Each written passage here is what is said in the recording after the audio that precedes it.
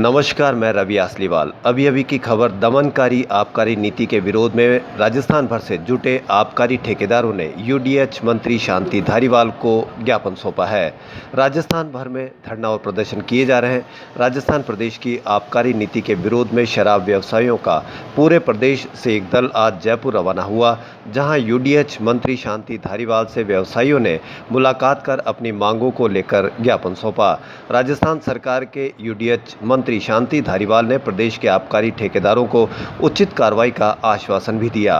मंत्री शांति धारीवाल को सौंपे ज्ञापन में शराब व्यवसायियों ने बताया कि उनकी प्रथम तिमाही कोरोना महामारी और आर्थिक मंदी और सरकार की गलत आबकारी नीति की वजह से शराब ठेकेदारों की आर्थिक स्थिति खराब हो चुकी है। सभी ठेकेदार 6 महीनों से बर्बादी के कगार पर खड़े हैं। बिक्री से अधिक गारंटी होने के कारण सभी के गोदाम माल से भरे पड़े हैं।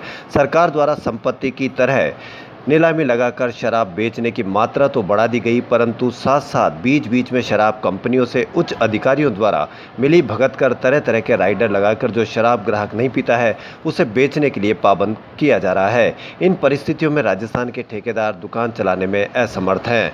उच्च अधिकारियों द्वारा निजी कंपनियों से मिली भगत कर जो शराब नहीं बिकती है उन पर से राइडर हटाया जाए, ताकि ठेकेदारों द्वारा किसी भी ब्रांड की शराब खरीद कर गारंटी पूर्ण की जा सके। वित्तीय वर्ष की शुरुआत के प्रथम तिमाही अप्रैल, मई, जून में कोरोना महामारी की वजह से लॉकडाउन लगने और दुकानें असमय खुलने से 3 माह तक 70% बिक्री प्रभावित हुई है, जिसकी सरकार द्वारा 15% छूट जून में दी गई। छूट मिलने से पहले ही ठेकेदारों ने गारंटी नहीं टूट जाए, जिसके भय से माल का उठाव कर अपने गोदाम में रख लिया था। मॉल का स्टॉक होने की वजह से ठेकेदारों की जुलाई, अगस्त, सितंबर की गारंटी पूर्ण नहीं हो पा रही है। जिन ठेकेदारों ने अप्रैल, मई, जून में गारंटी पूरी की है उन्हें भी छूट का लाभ प्रदान किया जाए और अधिक उठाव का समायोजन जुलाई, अगस्त, सितंबर में दिया जाए।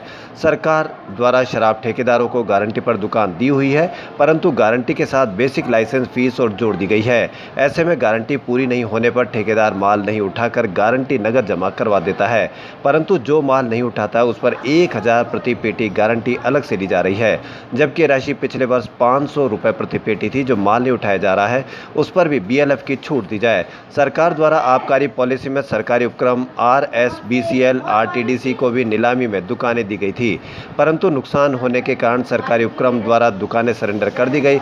उन पर कोई बकाया नहीं निकाला गया, न ही उन्हें ब्लैकलिस्ट किया गया।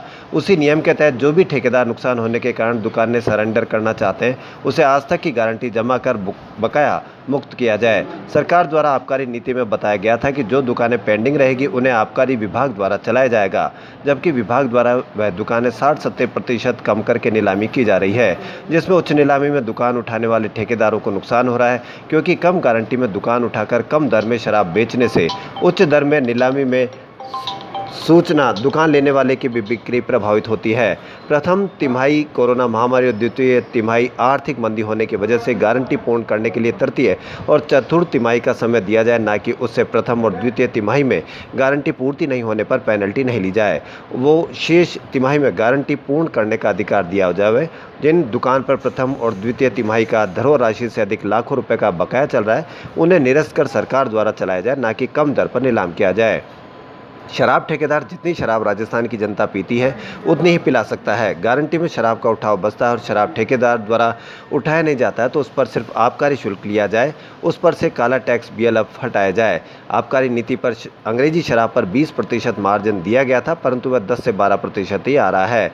आबकारी नीति में अंग्रेजी शराब पर 20% मार्जिन, जिससे दुकान के खर्चे भी पूरे नहीं हो पा रहे, उसे 20% किया जाए। आबकारी नीति में जब दुकान की गारंटी राशि दे दी गई है तो उस पर से कंपोजिट फीस और एमएसपी की बाध्यता खत्म की जाए। अप्रैल, मई, जून में जिन अनुज्ञाधारियों द्वारा वैसी की गई थी उसको भी छूट का अधिकार देकर अन्य तिमाही में समायोजित किया जाए। राजस्थान भर से जयपुर पहुंचे ठेकेदारों ने कहा कि यदि हमारी मांगे पूरी नहीं होती है तो हमारे पास शराब ठेकों पर ताला लगाकर दुकान सरेंडर के अलावा कोई रास्ता नहीं है। हमारी दुकानें सरेंडर कर हमें बकाया का नो ड्यूज प्रमाण पत्र दिया जाए। खबरों फिलहाल इतना ही। यदि आपको हमारा चैनल पसंद आए तो लाइक, सब्सक्राइब और शेयर अवश्य करें। धन्यवाद।